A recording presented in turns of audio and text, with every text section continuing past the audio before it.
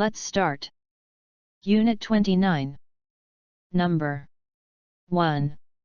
Among the most fascinating natural temperature-regulating behaviors are those of social insects such as bees and ants.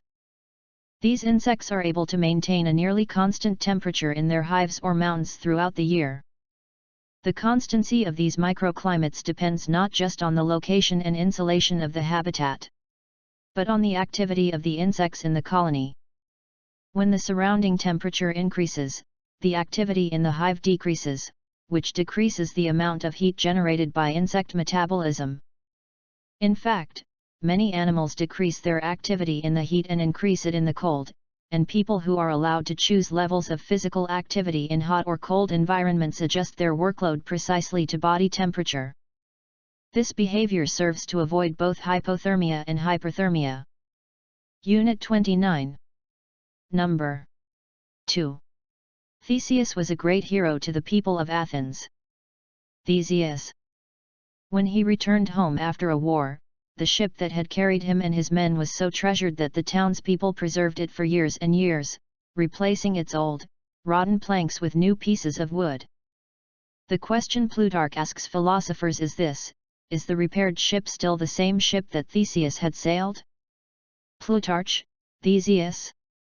Removing one plank and replacing it might not make a difference, but can that still be true once all the planks have been replaced? Some philosophers argue that the ship must be the sum of all its parts.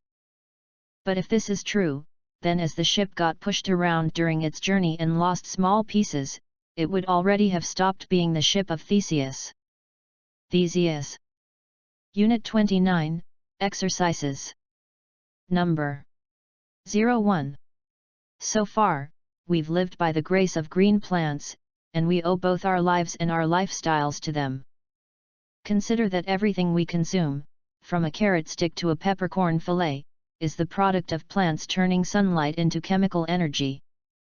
Our cars, our computers, our Christmas tree lights all feed on photosynthesis as well, because the fossil fuels they use are merely the compressed remains of 600 million years worth of plants and animals that grew their bodies with sunlight. 6. All of our petroleum-borne plastics, pharmaceuticals, and chemicals also spring from ancient photosynthesis. In fact, other than rocks and metals, it's hard to find any raw material we use that was not once alive, owing its ultimate existence to plants. Unit 29. Number 02.